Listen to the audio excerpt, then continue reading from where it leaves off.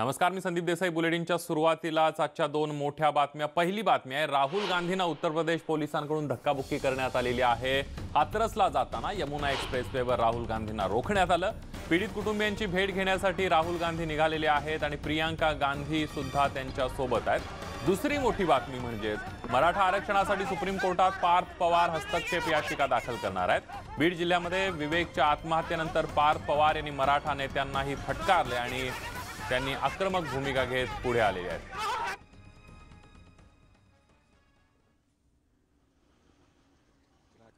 ही दोन्ही दृश्य आपण बघतोय. उत्तर प्रदेश पोलिसांकडून राहुल गांधी यांना धक्काबुक्की करण्यात आलेली आहे. ही दृश्य बघतोय. पहिल्या ठिकाणी आपण या सगळ्यामध्ये उत्तर प्रदेश मधला जो पीडितेवर अन्याय झालेला आहे, बलात्कार आणि सामूहिक बलात्कार आणि हत्या प्रकरणामध्ये संपूर्ण देशामधून प्रतिक्रिया येत असताना राहुल गांधी आणि प्रियांका गांधी भेटायला जात होत्या. त्याच वेळेला राहुल गांधी यांना पोलिसांनी रोखलं. यमुना एक्सप्रेस हायवेवर त्यांना रोखण्यात आलं आणि या सगळ्यामध्ये पोलिसांकडून त्यांना धक्काबुक्की करण्यात आल्याची दृश्य आहेत. तर दुसरी दिवसभरातली मोठी बातमी म्हणजे पार्थ पवार मराठा आरक्षणावरून आक्रमक झालेले आहेत आणि ते आता सुप्रीम कोर्टामध्ये हस्तक्षेप याचिका दाखल करणार आहेत. दरम्यान आता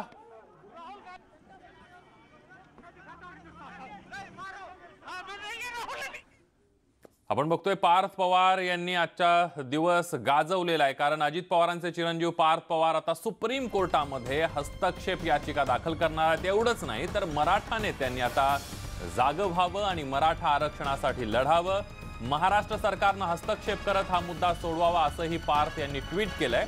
याचं निमित्त ठरलंय बीड जिल्ह्यामध्ये एका तरुणानं केलेल्या दुर्दैवी आत्महत्येचं. विवेक असं या तरुणाचं नाव आहे. त्याला प्रवेश न मिळाल्यानं त्यानं आत्महत्या केली आहे. मराठा आरक्षण असतं तर प्रवेश मिळाला असता असं त्यानं त्याच्या सुसाईड नोटमध्ये लिहिलेलं आहे. आणि त्यानंतर पार्थ पवार आक्रमक झाल्याचं पाहायला मिळतं आणि पार्थ पवार यांनी मराठा नेत्यांनाही फटकारलेलं आहे आणि त्याबरोबरच सरकारला सुद्धा त्यांनी फटकारल्याचं पाहायला मिळतं. पार्थ पवार यांनी ट्विट करत मराठा नेत्यांनाही फटकारलेला आहे आणि या सगळ्या सोबतच पार्थ पवार आता सुप्रीम कोर्टामध्ये हस्तक्षेप याचिका दाखल करणार. आणि एवढंच नाही तर मराठा नेत्यांनी आता जागं व्हावं आणि मराठा आरक्षणासाठी लढावं. महाराष्ट्र सरकारनेही हस्तक्षेप करून हा मुद्दा सोडवावा असं ट्विट पार्थ पवार यांनी केलेलं आहे.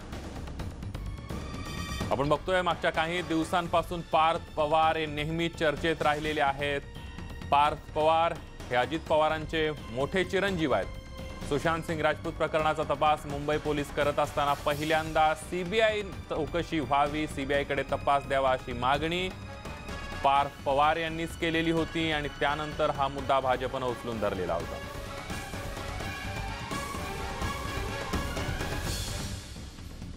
बीडमध्ये मराठा तरुणाच्या आत्महत्येनंतर भाजप प्रदेशाध्यक्ष चंद्रकांत पाटील यांनी नेमकी काय प्रतिक्रिया दिली आहे बघूया.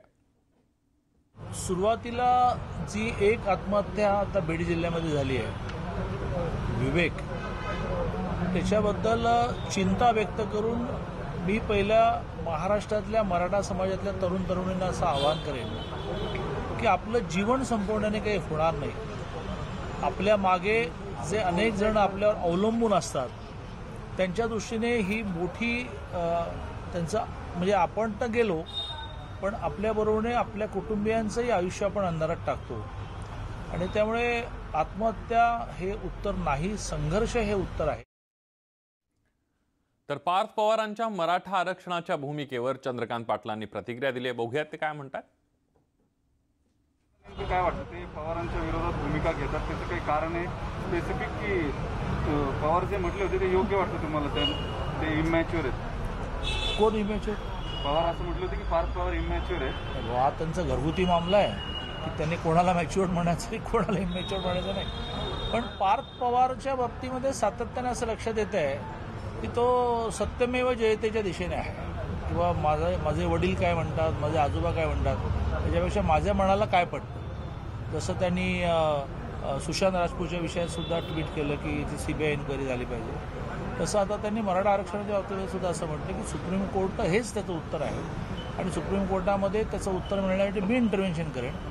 याचा अर्थ तो स्वतःच्या आतल्या आवाजाला जास्त महत्त्व देतो. सत्यमेव जयतेच्या दिशेने आहे, मग त्याचं स्वागत करणार का? नाही, असा प्रस्ताव अजून काय आला नाही. आला की बापट साहेबांनी बसून ठरवतो. बापट साहेब तर हा पार्थ नाही स्वार्थ असं म्हटले होते. त्यांचंही आता मत बदललंय का? नाही म्हणून म्हटलं ना की जेव्हा प्रस्ताव येईल तेव्हा माझ्या मताशी ठाम असतो. तेव्हा बापट साहेबांनी मी ठरवतो.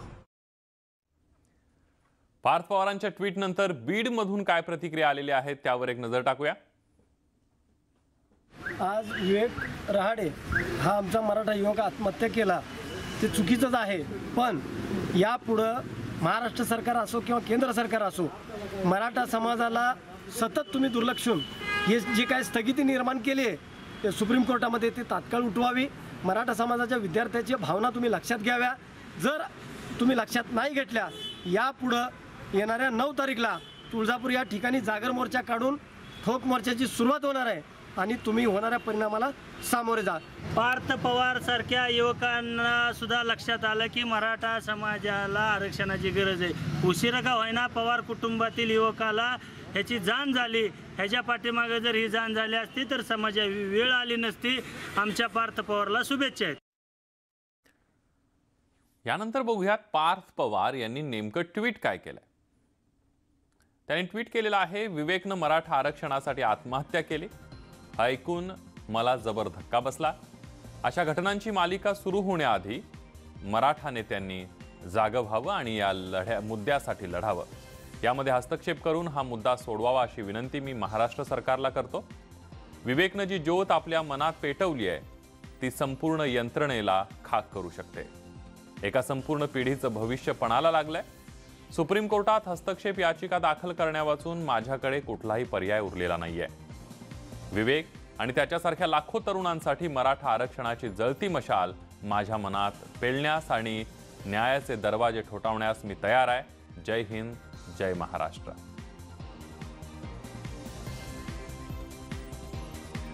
पार्थ पवारांनी ट्विट करून केलेल्या मागणीवर भाजप आमदार राम कदम यांनी प्रतिक्रिया दिली. त्यांनी ट्विट करत राज्य सरकारनं दखल घ्यावी अशी मागणी केलेली आहे. काय म्हटले बघूया. महाराष्ट्र सरकारने मराठा आरक्षणाबाबत आक्रमकपणे पुढे यावं. या पार्थ पवार यांच्या मागणीला राज्य सरकार गंभीरपणे दखल घेत किंमत देणार का असा सवाल त्यांनी उपस्थित केलाय, की कवडीची किंमत देणार असाही त्यांनी सवाल उपस्थित केलाय. शरद पवारांनी काही दिवसांपूर्वी केलेल्या वक्तव्याचा टोला त्यांनी लगावलेला आहे.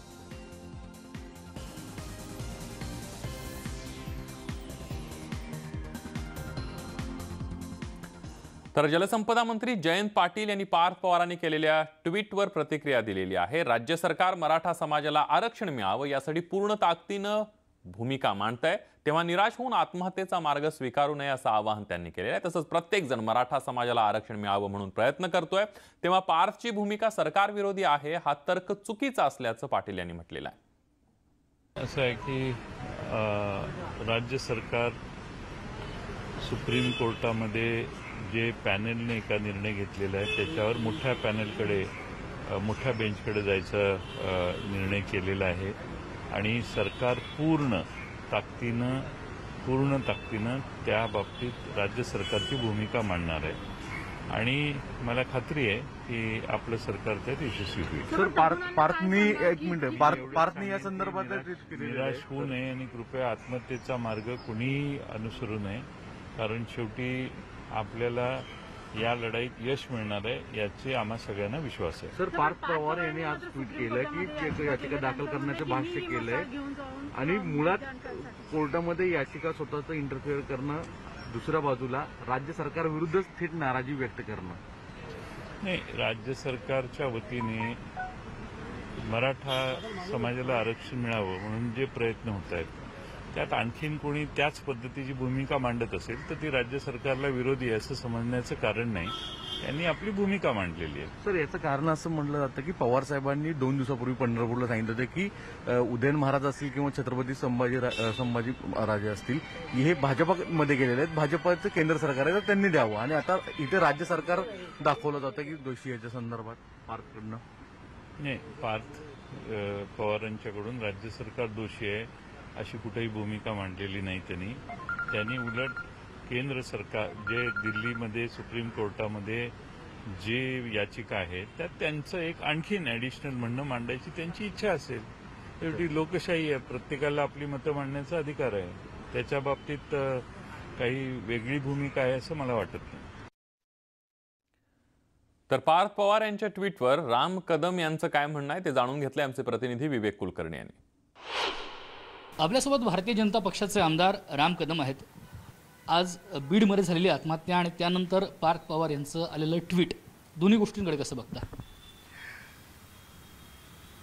मराठा समाजाच्या आरक्षणाच्या बाबत हे महाराष्ट्रातलं 3 पक्षाचं सरकार हे पूर्णपणे उदासीन आहे. आजची घडलेली घटना ही अत्यंत दुर्दैवी आहे आणि या ज्या घटना घडतात या घटनांचं पाप या महाराष्ट्राच्या 3 पक्षाच्या सरकारला स्वीकारावं लागेल. युवा नेते पार्थ पवार यांनी जी मागणी केली आहे की महाराष्ट्राच्या सरकारनं मराठा आरक्षणाच्या बाबतीमध्ये आक्रमकपणे पुढे यावं, ही युवा नेते पार्थ पवार यांची जी मागणी आहे ही मागणी खऱ्या अर्थानं महाराष्ट्रातल्या मराठा समाजाच्या मनामनामधली भावभावना त्यांनी व्यक्त करून दाखवले आणि पूर्ण महाराष्ट्राची तीच इच्छा आहे की ज्या पद्धतीनं हे सरकार आरक्षणाच्या बाबतीमध्ये उदासीन पद्धतीनं वागलेलं आहे तर इथून पुढे निदान पुढच्या आत्महत्या टाळाव्यात, मराठा समाजाची घोर निराशा टाळावी, त्यांच्या पदरात काहीतरी पडावं म्हणून त्यांनी आक्रमकपणे पुढे येण्याची आवश्यकता आहे. भीती याच गोष्टीची आहे की पार्थ पवार यांची मागणी रास्त आहे तर त्यांच्या मागणीला हे सरकार महत्त्व देऊन आक्रमकपणे पुढे येतं की भूतकाळात ज्या पद्धतीने आम्ही कवडीची किंमत देत नाही अशा प्रकारची विधानं पुढे आली होती तर नेमकी काय किंमत देतं हे खऱ्या अर्थानं पाहिजे. त्यांचं ट्विट याच्याकरता महत्त्वाचं आहे. ते युवा नेता हे बरोबर आहे, पण राज्याचे उपमुख्यमंत्री त्यांचं ते चिरंजीव आहे, त्यांचाच आपल्या सरकारवर विश्वास नाही आहे का? कारण असं दिसतंय की शरद पवार पण म्हणतात दोन्ही राज्यांनी पुढाकार घ्यावा आणि केंद्राकडे आग्रह धरावा कारण ते भाजपचे खासदार आहेत. विसंवाद दिसतोय का? नाही, युवा नेते पार्थ पवार हे आक्रमकपणे त्यांची भूमिका मांडत असतात, पण खऱ्या अर्थानं आपण जर पाहिलं तर खाजगीमध्ये ह्या 3ही पक्षांच्या मंत्र्यांचा त्यांच्या सरकारवर विश्वास नाही. कारण यांचे अनेक मंत्री नाराज आहेत की मुख्यमंत्री भेटत नाहीत म्हणून, यांचे अनेक आमदार नाराज आहेत की आम्हाला मुख्यमंत्र्यांची भेट होत नाही म्हणून. महाराष्ट्रामधलं निम्म मंत्रिमंडळ जर स्वतःच्याच सरकारवर नाराज असेल तर बाकीच्यांची तर काय, आपण बाकीच्यांचा विषयच आपण घ्यायला नको. तर त्याच्यामुळे हे आंतरविरोधानं भरलेलं, एकमेकांवर नाराज असलेलं आणि त्याच्यामुळे मराठा समाज असेल, महाराष्ट्राची जनता असेल, कोरोनामुळे तडफडून होणारे मृत्यू असतील, या सगळ्या गोष्टींना हे 3ही पक्षाचं सरकार जबाबदार आहे. धन्यवाद आपल्या प्रतिक्रियेबद्दल. व्हिडिओ जर्नलिस्ट अरुण पेडणेकर सोबत विवेक कुलकर्णी, न्यूज 18 लोकमत, मुंबई. यानंतर नाशिकवरून आपल्या सोबत आहेत मराठा क्रांती मोर्चाचे समन्वयक करण गायकर. करणजी, आपण बघतोय दुर्दैवी घटना घडली बीडला, त्यानंतर पार्थ पवार यांचं ट्विट आलेलं आहे आणि राज्यभरामध्ये पुन्हा एकदा चर्चा सुरू झालेली आहे की पुढे काय होणार. समन्वयक म्हणून सध्याच्या परिस्थितीमध्ये काय वाटतं या सगळ्याबद्दल? आपण जर बघितलं महाराष्ट्राची सध्याची परिस्थिती अत्यंत भयानक आहे. कोण काय करतंय, कोण काय बोलतंय, काही अंदाज लागायला तयार नाही. सकाळी पार्थ पवारांचं ट्विट ऐकलं, आदरणीय शरद पवारजी यांच्या घरामध्ये अशा पद्धतीनं स्टेटमेंट येणं हा खरं तर आश्चर्याचाच धक्का आहे. एकीकडं पवार साहेब राजकारणावर राजकारण चाललंय त्यांचं आणि दुसरीकडे त्यांचा नातू म्हणतोय की मराठा समाजाच्या आरक्षणासाठी सर्व राजकीय नेत्यांनी आता बाहेर पडलं पाहिजे, रस्त्यावर उतरलं पाहिजे, लढाई लढली पाहिजे. मी पार्थ पवारांचं अभिनंदन करेन की त्यांनी पवार कुटुंबियांमधून जो कुटुंबाचा वारसा लाभलाय, आतापर्यंत कोणीही मराठा आरक्षणावर स्पष्टपणे भूमिका मांडली नाही, परंतु पार्थ पवारांनी ट्विटच्या माध्यमातून का होईना परंतु त्यांच्यामध्ये असलेली तळमळ या ठिकाणी दाखवण्याचा प्रयत्न केलेला आहे. हीच तळमळ जर पवार साहेबांनी दाखवली असती, अजितदादांनी दाखवली असती तर निश्चितपणे मराठा समाजाला एक चांगलं आरक्षणाच्या संदर्भातली भूमिका स्पष्ट मिळाली असती. परंतु हे दोन्ही ज्येष्ठ नेते त्या ठिकाणी बोलत नाहीये आणि पार्थ पवार आपल्या ट्विटच्या माध्यमातून आव्हान करताय.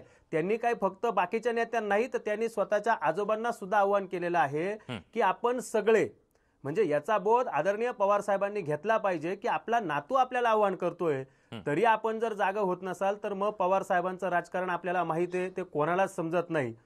असंच म्हणावं लागेल पुन्हा एकदा की पवार साहेब आता उतरणार का स्वतःच्या नातवानं केलेल्या आव्हानाला प्रतिसाद देत? मराठा आरक्षणाची भूमिका केंद्रामध्ये मांडण्यासाठी पवार साहेब पुढाकार घेणार का?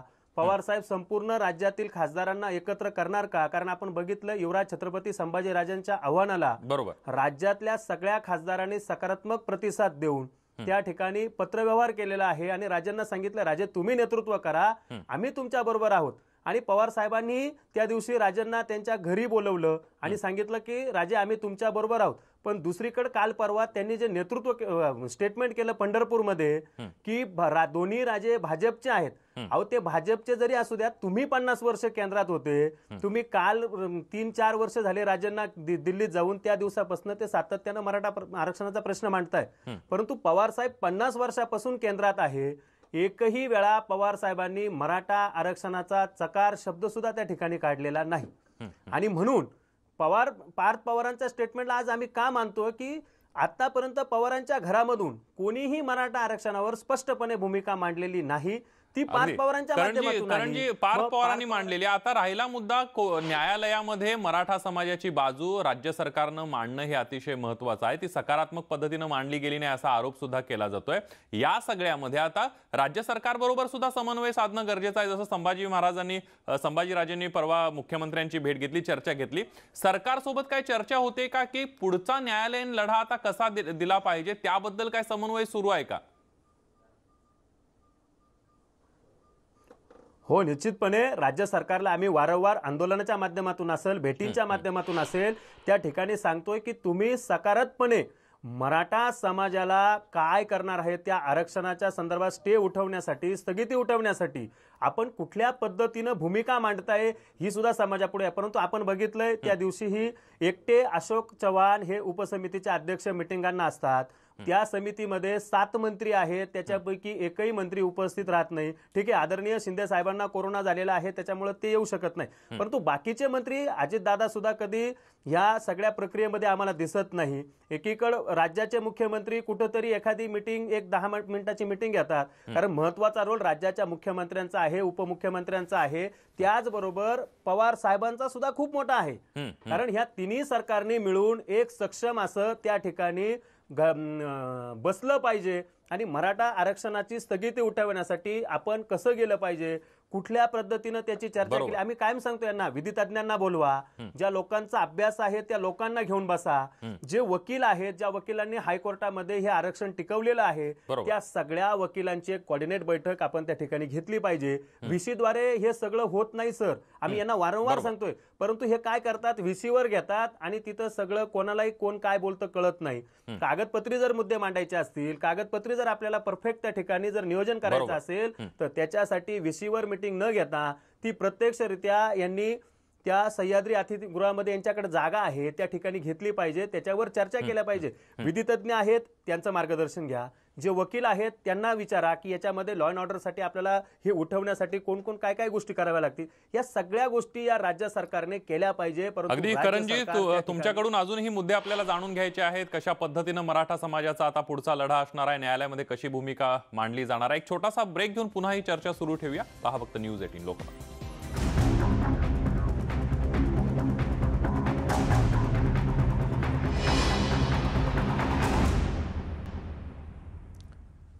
बीड जिल्ह्यातील मराठा तरुणाच्या आत्महत्येमुळे सरकार हादरलंय. मराठा क्रांती मोर्चाचे अनेक समन्वयक पोलिसांची नजर आहे. औरंगाबादमध्ये रमेश केरे पाटील यांच्या घरावर पोलिसांची नजर आहे. पहाटेपासून पोलिसांनी केरे पाटील यांच्या घरासमोर पोलीस उपस्थित आहेत. केरे पाटील यांच्यावर पोलिसांनी नजर ठेवलेली आहे. आताची सगळ्यात महत्त्वाची बातमी आपण बघतोय. बीडमध्ये एका विवेक या नावाच्या तरुणानं आत्महत्या केली. मराठा आरक्षणासाठी त्यानं आत्महत्या केलेली आहे आणि मराठा क्रांती मोर्चाचे अनेक समन्वयकांवर आता पोलिसांची नजर आहे. औरंगाबादमध्ये रमेश केरे पाटील यांच्या घरावर पोलिसांची नजर आहे. ही दृश्य आपण बघू शकतोय. केरे पाटील यांच्या घराच्या परिसरातली ही दृश्य आहेत. आज पहाटेपासूनच पोलिसांची केरे पाटील यांच्या घरासमोर उपस्थिती आहे आणि केरे पाटील यांच्यावर पोलिसांची नजर असल्याचा आरोप सुद्धा करण्यात येतोय. त्यामुळे या सगळ्यामध्ये आता मराठा समन्वयक, आक्रमक भूमिका मराठा समन्वयकांनी घेतलेली आहे. ही दृश्य आहेत औरंगाबादमधली। केरे पाटील जे मराठा आरक्षणाची भूमिका वारंवार आक्रमकपणे मांडत असतात, मराठा आरक्षणाचे समन्वयक म्हणून सुद्धा मराठा समाजाचे ते काम बघतायत। मराठा क्रांती मोर्चाच्या समन्वयकांवर आता पोलिसांची नजर आहे। औरंगाबादमधला रमेश केरे पाटील यांच्या घरासमोरची दृश्य आहेत। रमेश केरे पाटील यांच्या घरावर पोलिसांची नजर असल्याचा आरोप आहे। आज पहाटेपासून पोलिसांची केरे पाटील यांच्या घरासमोर उपस्थिती जाणवते आणि केरे पाटील यांच्यावर पोलिसांची नजर असल्याचं सुद्धा बोललं जात आहे। या दृश्यांमध्ये बघितल्यानंतर आपल्याला हा अंदाज येऊ शकेल।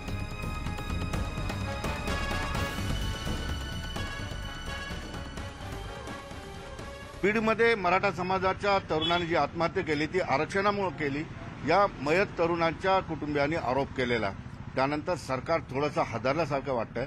घरासमोर या ठिकाणी आलेले आहेत आणि एकंदरीतच आपण बघतोय की मराठा क्रांती ठोक मोर्चाचे कार्यकर्ते या ठिकाणी जमायला लागलेले आहेत आणि एकंदरीतच सरकार आता हे प्रकरण गांभीर्याने घ्यायला सुरुवात केलेली आहे। कारण आपल्याला माहिती आहे मागच्या वेळेस मराठा क्रांती मोर्चाच्या दरम्यान मराठा तरुणांनी आत्महत्या केली आणि त्यानंतर दनादन जवळपास 12 आत्महत्या मराठा समाजातील तरुणांनी केलेल्या आहेत। यावेळेस एका मराठा समाजाच्या मुलाची आत्महत्या झालेली, इथून आत्महत्या वाढतात की काय अशी भीती राज्य सरकारला आहे आणि मराठा समाजाच्या अनेक नेत्यांना सुद्धा वाटते आहे। माझ्यासोबत रमेश केरे पाटील आहेत या ठिकाणी। रमेश केरे पाटील, काय म्हणणार? आता तुमच्या घरासमोर पोलिसांची नजर आहे, सरकार घाबरले आता या सगळ्या गोष्टी? सगळ्यात पहिले बीड या ठिकाणी ज्या आपल्या मराठा युवकांनी जे टोकाचं पाऊल उचलून जी आत्महत्या केली, सगळ्यात पहिले या ठिकाणी मी या सरकारचा या ठिकाणी निषेध करतो आणि आपल्या माध्यमातून सांगू इच्छितो, महाराष्ट्रातल्या तमाम मराठा बांधवांना मी कळकळीची विनंती करतो की आपण आता टोकाचं पाऊल या ठिकाणी उचलू नका, आत्महत्यासारखं पाऊल आपण या ठिकाणी उचलू नका। याच्यानंतर या निर्दयी, या झोपलेल्या या राजकीय पुढाऱ्यांच्या याच्यानंतर याच्या नरड्याचा घोट आपण घेऊ, पण असं खालचं पाऊल तुम्ही या ठिकाणी उचलू नका। 9 तारखेला आई तुळजाभवानीचा आशीर्वाद घेऊन तुळजापूरहून या ठिकाणून तिसरा पर्वाची सुरुवात तर होणारच आहे, पण 10 तारखेला जर आम्ही बंद जर पुकारला तर नक्कीच जोपर्यंत आमच्या मागण्या मान्य होणार नाही तोपर्यंत या महाराष्ट्रात मराठा क्रांती ठोक मोर्चाच्या वतीनं बंद पुकारण्यात येईल। सुधीर जाधवसह सिद्धार्थ गोदाम, न्यूज 18 लोकमत।